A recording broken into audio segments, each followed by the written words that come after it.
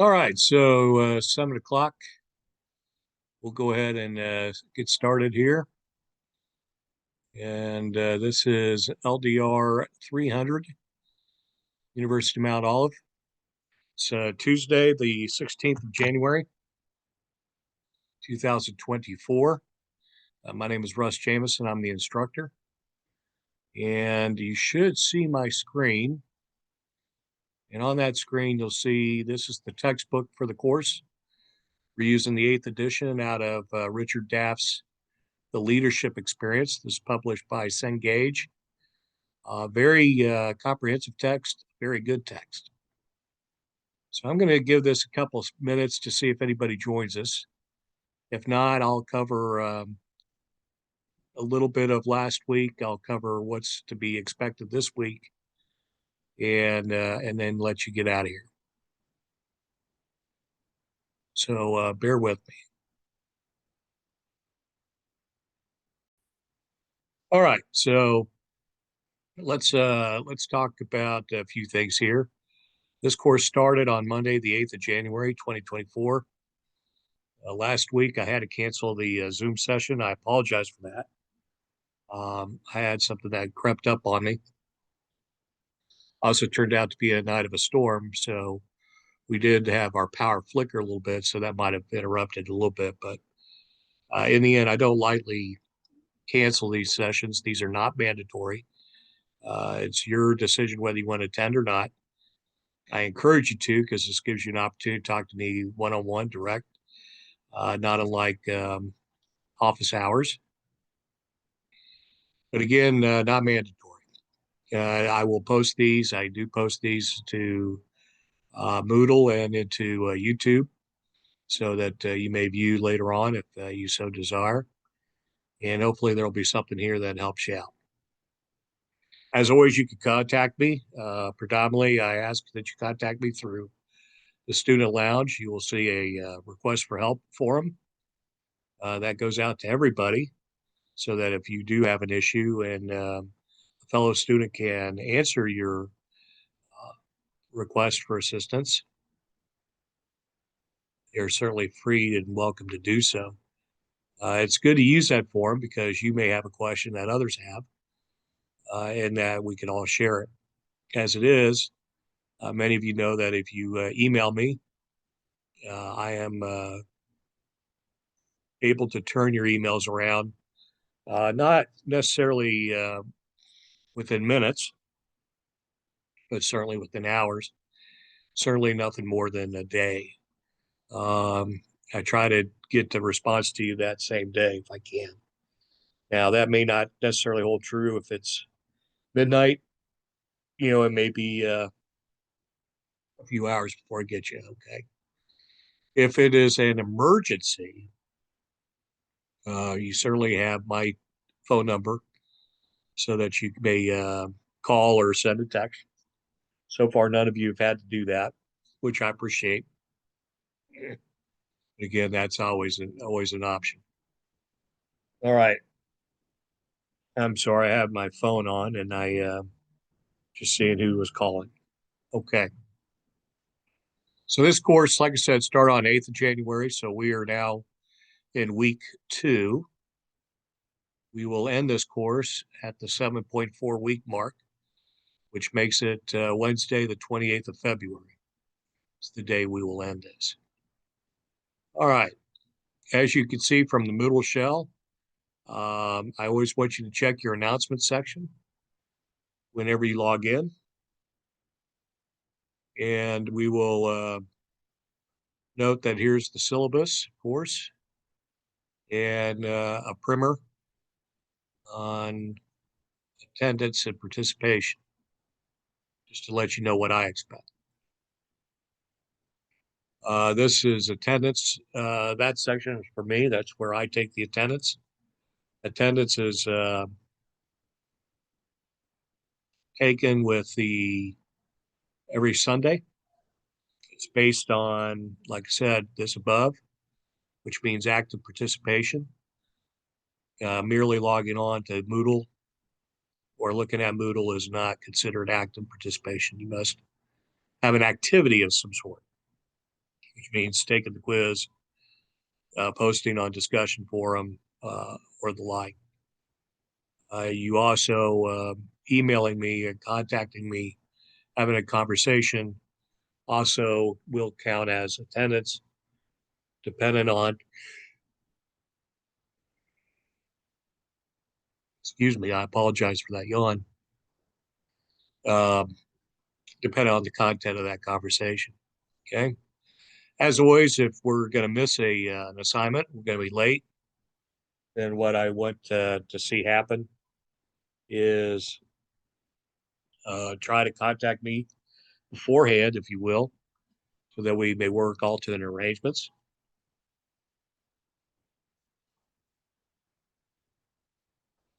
As you know, University Mental policy is not accept late work. If you look over here on the right in the Meet Professor block, you will see that policy stated. Okay. No makeups, grade improvement projects, extra credit, or curving.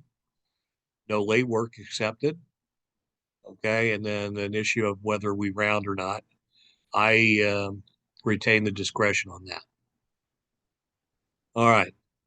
But with that, your dean acknowledges that certain circumstances arise that conspire against us. This is what we call exigencies, and those will occur. What are examples of those? Examples of those are those things that prevent you from turning in your assignment on time. This would be military deployments, short notice, hospitalization of you or a loved one, death in the family, um, severe weather, hurricane, tornadic activity, the like. A couple of years ago, there was a couple of yahoos up in Moore County shooting at electrical substations. So that knocked out power to many students. So that's a very rare, fortunately, occurrence. So should these things happen, then we understand. And the key is maintaining close communication with me.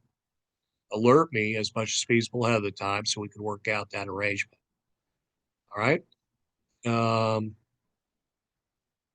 Now, in the case of any work, do not email me the work unless I ask you for it. Okay. There is University Mountain policy is that I must grade what is uploaded into Moodle. In other words, emailing me your work doesn't help because I can't upload it to Moodle for you for obvious reason.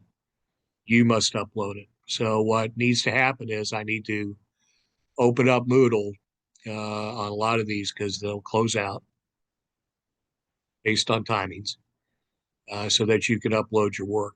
Okay, and I'm happy to do that when we're working through an issue.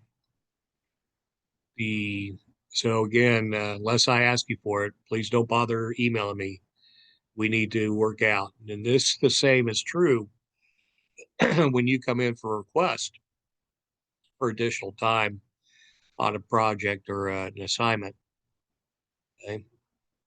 The It gets easier if you do it beforehand, vice after the suspense date has passed. With that, again, I want you to communicate with me. Okay, so always feel free to do that. If we work it out that we will accept that work, then again, I will reopen Moodle and that will allow you to upload your work. Okay. Key to note on this is that, hey, my job is to get you through this. I'm your instructor and that's what I'm here for. But you got to do the work. Okay. So the only way you fail this course is if you don't turn in the work. That will get you a flat 0, and that's how you're going to fail. There are a couple other ways to fail, and we could talk about those at a later date. Predominantly, those are issues revolving integrity. But the long and short is that even substandard work that is turned in even if it has your name on it, is going to record you some points. Now, there has to be some quality work at some point in order to trip over the numerical range that requires um, for passing. All right, but not a problem for this course. Okay, you ladies are doing a phenomenal job. You are absolutely turning in quality work. The majority of you are. I've notified a couple of you that where we need to improve. I sent out on your self-diagnosis work. In other words, what do we call that today? It used to be leaders and insight, self-reflective report. Let me pull it up here. So now we call it leadership practice, know yourself summary report. All right. You'll note that most of those comments I gave you were general in nature. They affected some of you, but not all of you. I will tell you up front that the highest form of feedback I give is numerical grade that lets you know what level of performance that product was. And you can calculate that based on the syllabus, whereas you know an A is superior work. If you have scored in the high 90 range and achieved superior work, then don't expect too much feedback because you've already done a very good job. There's little that I can offer you in the way of constructive criticism or corrections. And so other than telling you a good job and sharing you that feedback, unless you have a specific question, that's about all you're probably going to see. Okay. Doesn't mean I don't like you and I don't appreciate the hard work you're putting in. I certainly do. But most of the feedback that I give are for those students that are not attaining a high level performance and need that extra work. There's 11 of you in the course, which is about the average. That's a lot of people for a online course. So just understand that I did tend to do things in block order. I tend to wait for most of all the work to be turned in before I start grading it. I assure you, I read every word, discussion forum posts or otherwise. And also understand that on your final paper, I will read that paper 3 times before rendering the final grade on it. You put the time in, I put the time in. Okay. All right. So week 1 got by us, pretty decent shape. Most of you got the quiz done on time. We finally got everybody to take the quiz. That worked out pretty decently. Now that you know how the format is, it doesn't change a lot procedurally or format wise. In other words, it's a mix of true, false, or best answer. I don't say multiple choice, it's best answer questions, 2 per page, usually a 45-minute time limit. You get 1 shot at it. You are allowed to use your textbook, your class notes, PowerPoint slides, journals, whatever you've got as part of this course. The one thing I ask that you not do on the quiz is collaborate with other students. Okay, so work alone. But yes, you may use your textbook in the course of taking the quiz. I will tell you that because the quiz is timed, if you have not read the chapters out of the textbook and study, you're not going to have enough time to look up all the answers. Okay. So, word to the wise, try to make sure you do your readings every week.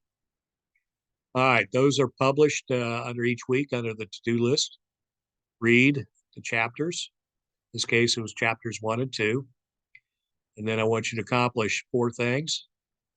That was the weekly discussion forum, the 2 leadership practice exercises, and the weekly quiz. Everybody Generally did good on that. A couple of you didn't. And I sent you an email to let you know what the issue was.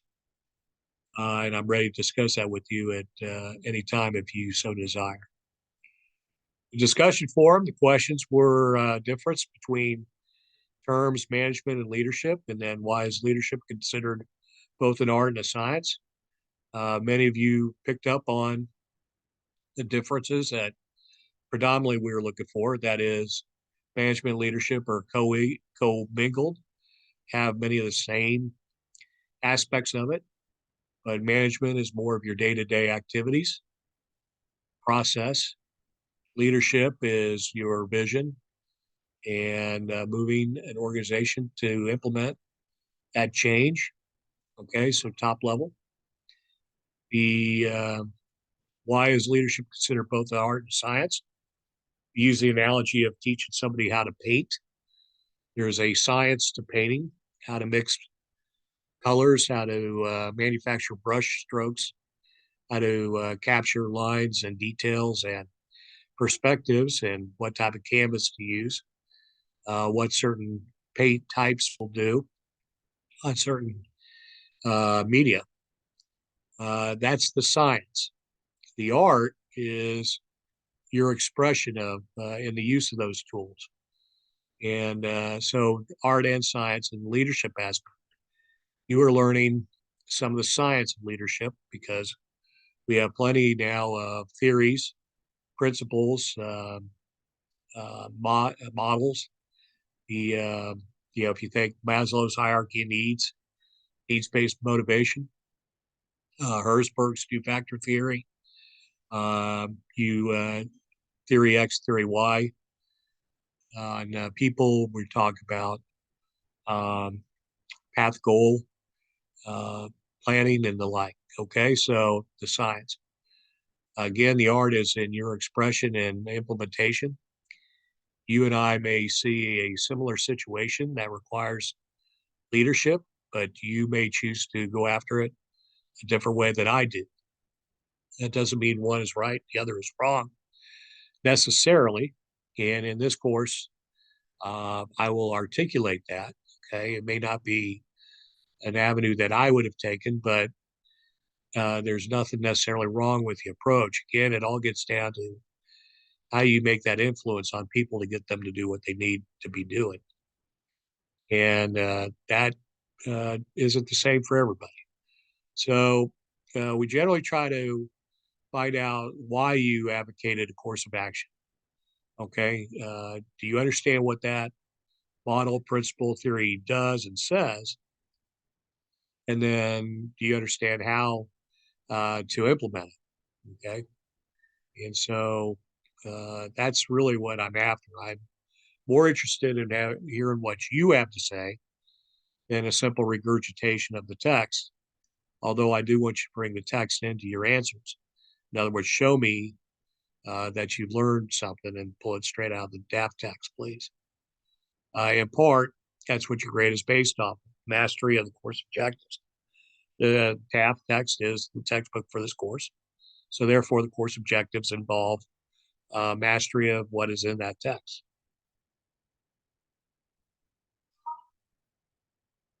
Okay, enough of that. So again, good job. Make your initial post answering these questions on Wednesday night at the latest, and then individually comment on two of your fellows learners. Do that before Friday, 23:59, please. Okay. All right. And then on Saturday, you are to do a variety of exercises. I will assign those, usually two per week. There may be a week in there where there's three, or I don't know. Well, I'll have to go back and take a look. We've changed it so much between when I first started teaching. When I first started teaching here, our sessions were 5 weeks long. Uh, so that gives you an idea that back in the day, you had some work to do, and there was no time to catch up. 5 week sessions, it went by pretty quickly. Um, Around the time of COVID, we got a new president of the university. He moved us to 8 week programs. and that provided a little bit better um, pacing, I think, for a bunch of the courses. Then we reduced it back to 6 weeks for a time, and then now we're doing these 7.4. So it's changed, and it probably will change again. I just noticed I have a spelling error there with your summary, not your summary reports. Okay. Anyway, so this week you were supposed to do self-insight 1.3 and 2.2. I give you the page numbers. Everybody found them, I think. One person may not have, but we've talked about that. Do the exercises, okay? Feel free to do all of them, but I just want a summary report on the ones that I picked for you, okay? And then that summary report, I want you to discuss the results of your exercise summarized. Don't talk to me and waste a lot of your time talking about the exercise. I know what the exercise does and what it reads because I'm the one who signed it. But and you don't have to show me your work. I don't need to see all your calculations. What I do want to see is what results you got. Summarize that, okay? And then I want you to indicate whether or not you agree with that finding, okay? What you think about it. Give me the so what, okay? So you got done with this exercise. It told you something about you. So what? In other words, in your words, explain what you think it means. From there, I want you to talk about how the results apply to information or concepts presented in the text. Okay, if the exercise tells you you need to improve in networking, then use this piece here to talk briefly what the text told you about networking. Okay, what is it? Define it. What is an aspect that's important? Why is it important for a leader to know how to do it? Okay, that's just an example. Okay, but again, you see what I'm getting at. If if an exercise uh, says that you are um, that you get more out of um, intrinsic rewards by extrinsic. What are the differences? What does that mean? What is an intrinsic reward? Okay. I hope that makes any sense. Anyway, and then I want you to talk about how the information concepts in the chapter that you read and the results of the exercise will enhance your ability to lead others. Okay. Be specific on this. Okay. Don't just say the book tells us networking is important. And so I will enhance the ability to lead others by networking. Okay. That doesn't really say anything. Um, get a little bit more in depth if you can. Okay. Give me a specific how, baby. Okay. And then the same thing, information concepts presented in the chapter and the results of the exercise will help you create value in your career. Okay. And submit all that. Generally, APA guidelines. You don't have to put a cover sheet. You're more than welcome to if it helps and you want to practice it. If it's easier for you to fit all of these on one page in separate paragraphs, then by all means do so. I suggest the use of paragraph headers. APA style will tell you how to do that. Again, this is all uh, Times New Roman and or Arial, and I generally want you to use 12 point. Those are due on Saturday. And each week on Wednesday, I'll open up the quiz at noon. That quiz closes at 1500, 3 p.m. Attention to detail here, folks, on each Sunday. Okay, and that's going to continue um, until that last week, 7.4, and then it'll modify slightly because we don't have a full week. All right. So what's coming up? Well, tomorrow, there's some things to do. You should have read chapters 3 and 4. Your discussion forum for week 2 should post Wednesday night at the latest. I ask you what the term contingency means as it relates to leadership. What is contingency leadership? And then in chapter 4, I want you to tell me what the big 5 personality dimensions are, what your most prominent dimension is based on the exercise that you do in 4.1. This is separate and distinct from the weekly summary report. Okay. And then give us a key leadership aspect of that personality dimension. Okay. So, and then I give you an example. Okay. If you use emotional stability, then tell me that that is a leader who is emotionally stable, handles stress well, is able to handle criticism, and generally doesn't take mistakes or failures personally. Okay. And that's all I need you to do. Okay. And then again, individually comment on others, minimum of 2, please, by Friday. All right. On now the leadership practice, the summary reports, you're to do 2 of them. You're to do 3.3 and 4.4. Okay. 3.3 and 4.4. And that will be due obviously on Saturday. Now, let me highlight something here for you, just so you see this.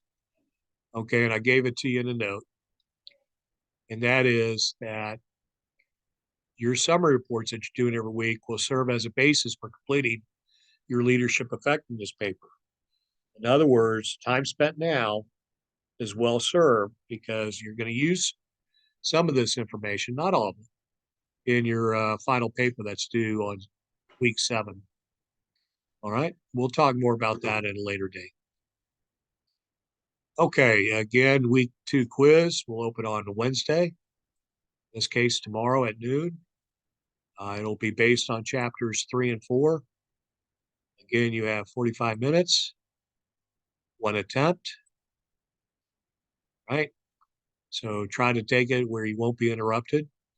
You may use your course materials, but I do not want you collaborating with other students in taking the quizzes.